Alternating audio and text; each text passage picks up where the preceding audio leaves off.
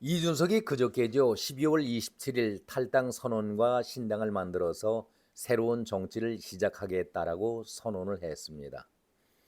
막상 그 탈당 회견을 바라보면서 저는 세상이 참 많이 바뀌어가고 있구나 이런 생각을 해봤습니다. 깜나라 조진국 시간입니다. 평소에 이준석이가 기자회견을 하거나 또 방송에 나와서 한마디 떠들게 된다면은 여기저기에서 방송들이 또 신문들이 받아가지고 중요 뉴스로 처리를 해왔었습니다. 보통 단신의 뉴스라 하더라도 중요한 뉴스로 처리해왔던 것이 지금까지의 모습이었습니다. 그런데 어제 오늘 뉴스를 쭉 살펴보니까 중심적으로 처리하기보다는 변방, 외곽적으로 한쪽으로 밀려난 그런 느낌을 받았었습니다. 물론 이것이 저만의 생각인지 모르겠습니다만은 저는 그렇게 생각을 하고 있습니다. 이준석은 정치 경력 12년을 아주 심할 정도로 강조하고 있습니다. 이것은 다분히 의도적인 것이죠. 윤석열 대통령을 의식해서 의도적으로 그런 행동을 취해왔다라고 저는 생각을 하고 있습니다. 여기에다가 한동훈 비대위원장이 벌써부터 예상은 하고 있었지만은 정치에 들어서고 당 대표격인 비상대책위원장까지 차지하고 나니까 솔직히 마음이 편했겠습니까? 세상 말로 시쳇말로 스타일이 완전히 구긴 그런 모습이었죠. 평소에도 당에 대해서는 협조하거나 칭찬하는 그런 이준석이가 아니었기 때문에 늘 비난과 저주로 대통령을 공격해 왔으니 이제 탈당을 하는 마당에서 볼 것 있겠는가. 더 기승을 부리면서 비난의 강도가 세진다는 것은 뭐 당연하고 자명한 일 아니겠습니까? 국민의 힘에서 내가 갖고 있던 모든 정치적인 자산을 포기하겠다. 이런 말투로 당과의 결별을 시작하면서 이제는 이 정부가 위기에 빠져 있는데 내가 만드는 신당을 통해서 이 위기를 직시하고 당당하게 표 떨어지는 이야기를 하겠다. 나가면서도 그동안 고마웠다라는 얘기는 단 한마디도 없고 저주의 얘기로 시작을 합니다. 아니, 새로운 당을 통해서 자신이 바라는 정치를 해보겠다라는 말에 누가 시비를 걸 수가 있겠습니까? 자기가 당에 몸 담았던 그때에 왜 당신은 평소에 구상했던 그 일들이라고 하면은 새로운 당에 가서 할 것이 아니라 당 대표를 지내고 있을 때에 그것을 구현하고 시도해 보는 것이 당 대표로서의 올바른 자세가 아니겠습니까? 그런데 왜 그런 것을 추진하지 못하고 저주로서 당과 결별하고 있느냐 이런 말을 묻고 싶습니다. 그저께 탈당 회견에서 이런 얘기를 했었죠.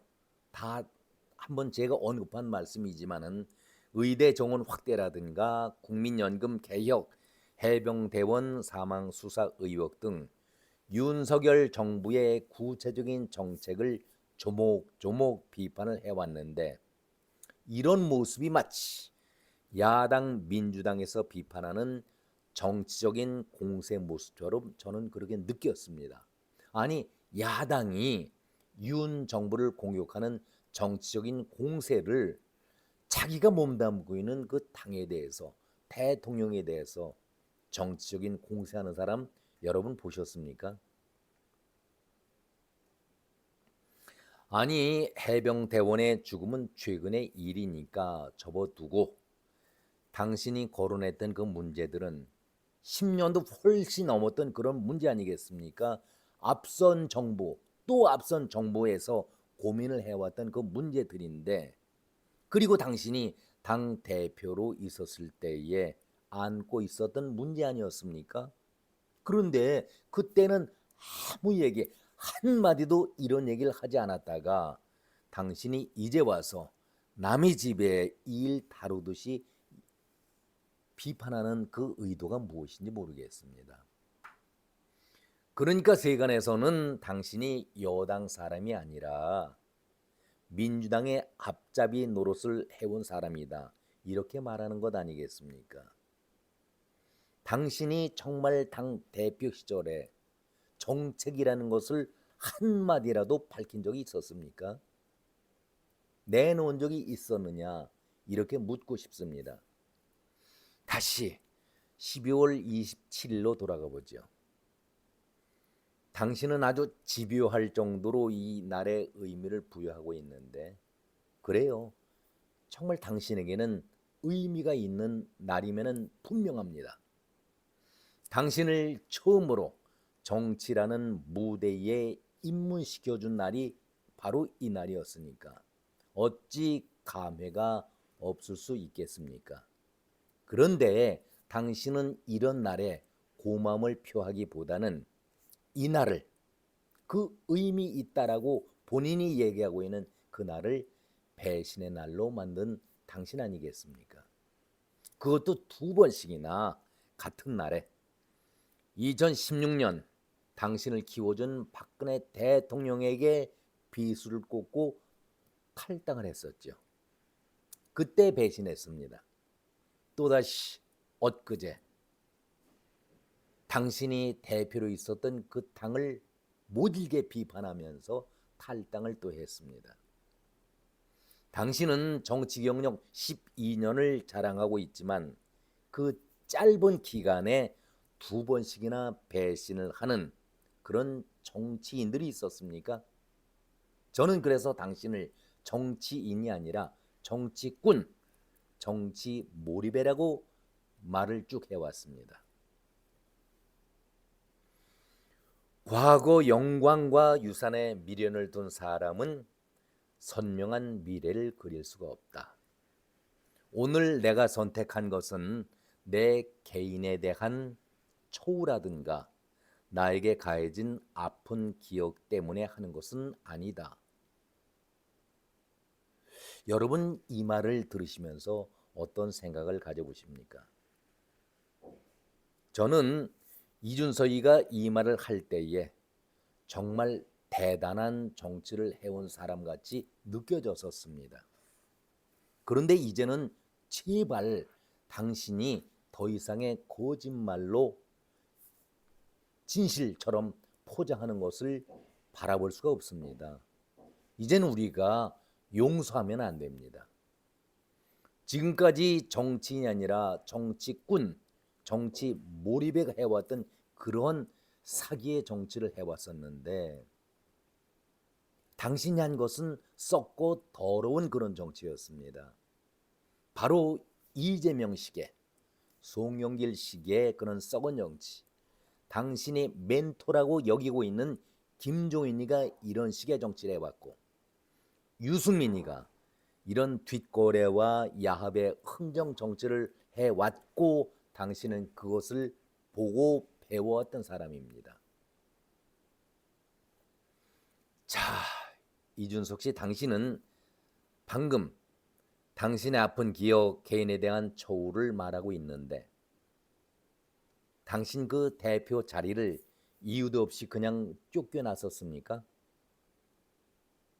아니면은 지금도 검찰에 남아 있는, 아직 본격적으로 수사를 하지 않고 있는데 그 더럽고 추한 문제 때문에 자리를 내려놓을 수밖에 없었기 때문에 어쩔 수 없이 물러나는 것 아니었습니까?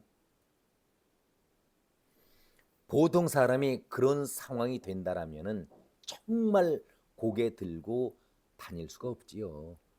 어떻게 얼굴을 들고 그런 짓을 하고 활보하고 다닐 수 있습니까? 지금 검찰이 잠잠하니까 이렇게 국민들을 호도할 수가 있겠습니까? 당신의 양심은 지금 뭐라고 얘기하고 있습니까?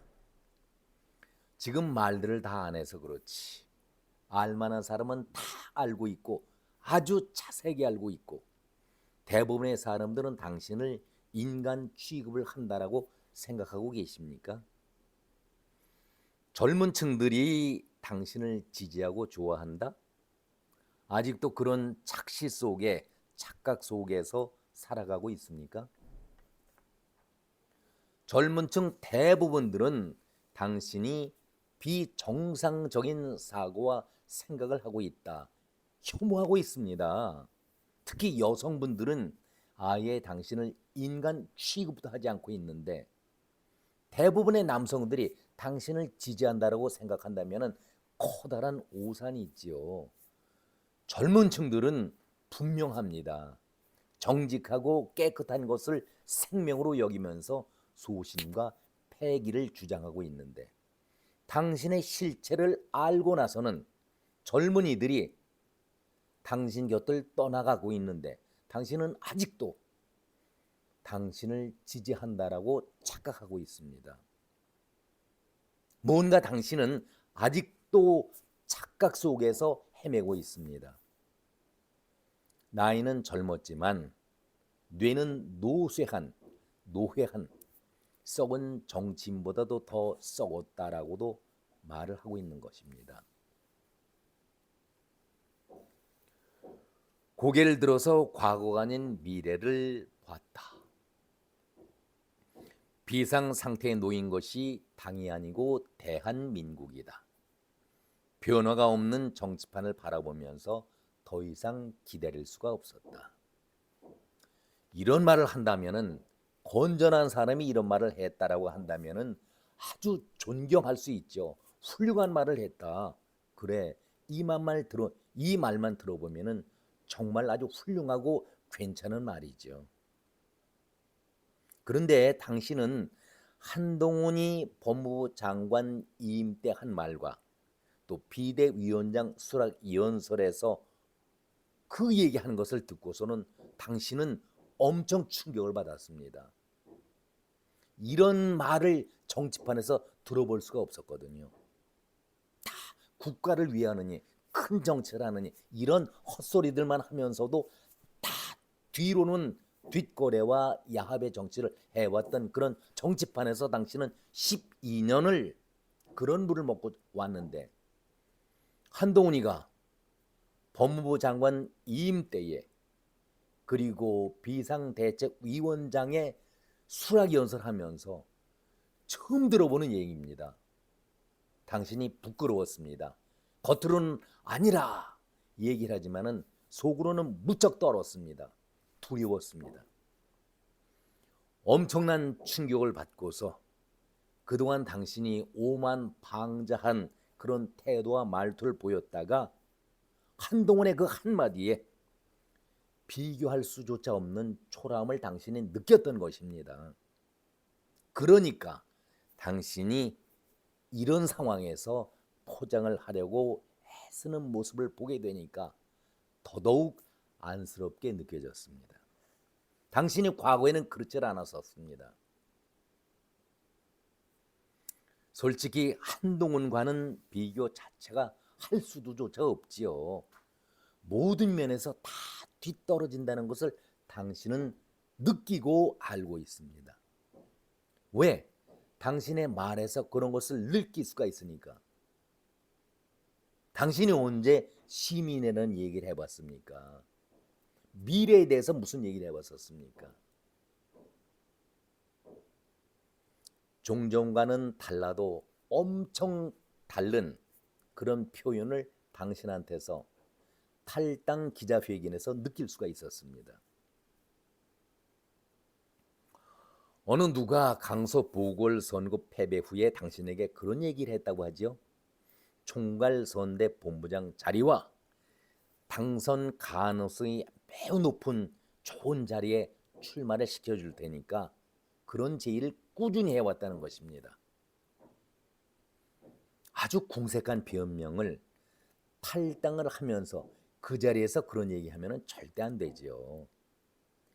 탈당을 하면서 당신의 입에서 그런 얘기를 했을 때에 정말 당신이 초라해 보이고 안 돼 보였다.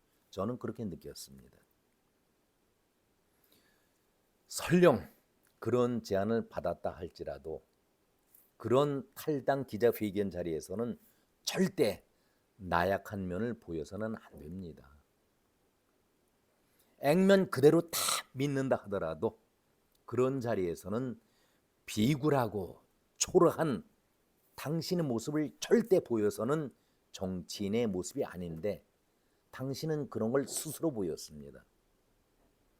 그래서 당신의 위치가 참 많이 바뀌었구나, 달라졌구나, 저는 그런 생각을 가져봤습니다. 당신이 탈당을 하는 그 순간 북풍 한설 속에 내몰려 있구나 하는 것을 저는 그대로 느꼈습니다. 이것이 정치의 비정함입니다. 울타리 안에서 보호받을 때에는 늘 불평 속에 살아가다가 그 보호의 울타리를 벗어났을 때에 세상은 비정한 것입니다. 당신은 몸 담았던 당에 대해서 고마운 말은 한마디도 없이 막말로 오만정이 다 떨어진다, 그런 식으로 비난하고 저주하다가 그것도 모자라서 저주의 말을 다 쏟고 난 걸 보면서 참 당신은 인성이 부족했구나, 그리고 인유한 위원장이 얘기했었던 도덕이 없는 사람이었구나, 그걸 다시 한번 확인할 수가 있었습니다. 내가 몸담았던 당을 떠나면서 침 뱉는 정도가 아니라 어떻게 그렇게 저주까지 할 수가 있었을까? 지금도 누군가는 대한민국의 위기 속에서도 상대를 악으로 상정하고 청산하는 것을 소명으로 생각하며 그 방향으로 시민들을 이끌려 한다. 여기에 시민이라는 용어를 썼습니다. 한동훈이 동료 시민들을 생각하고 서민과 약자를 위해서 더 일하고 싶다, 미래의 대한민국을 만드는 준비를 하고 싶다, 이런 얘기를 했지 않습니까? 무언가 따라하고 싶었죠. 좋은 말이니까. 보세요. 지금도 누군가는 대한민국의 위기 속에서도 상대를 악으로 상정하고 청산하는 것을 소명으로 생각하고 그 방향으로 시민들을 이끌려고 한다. 한동훈을 의식하고 있다는 말을 자기 스스로가 지금 하고 있습니다. 이준석 머릿속에는 지금 윤석열 대통령이 문제가 아니라 한동훈으로 머리가 아주 꽉 차 있는 겁니다. 고민을 하고 있는 것입니다. 두렵지요. 상당히 어렵다는 것을 자기 스스로가 얘기를 하고 있는 것입니다. 다음 말이 아주 압권입니다. 압권. 그런 상황에서 상대 정치 세력을 악의 상징, 빌런, 악당으로 만들어서 콜로세움에 세우는 검투사 정치는 원륜, 달이 가득 차 있다는 얘기죠. 보름달과 같아지게 돼 있고 미래를 이야기하는 생산적인 정치는 월신, 이제 달이 떠오르면서 자꾸 이제 둥그러지는 것이죠. 초승달, 초승달 같이 차오른다.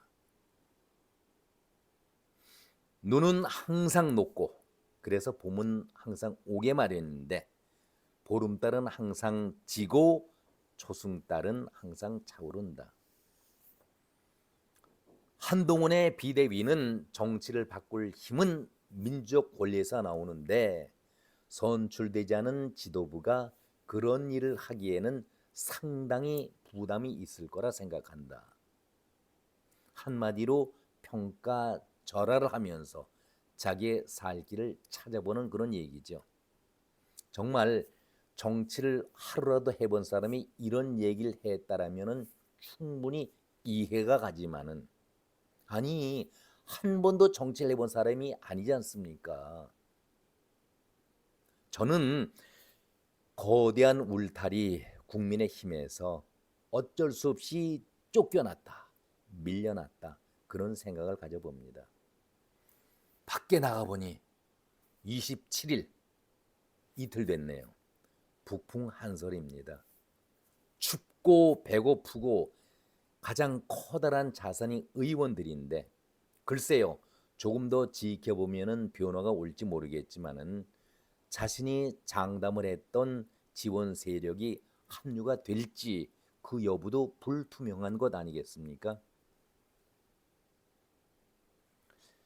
가장 커다란 상처를 저는 이렇게 보고 있습니다. 매일매일 기자들이 따라다니면서 그때는 참 좋았었습니다. 한마디 하면은 바로 뉴스거리가 됐었으니까.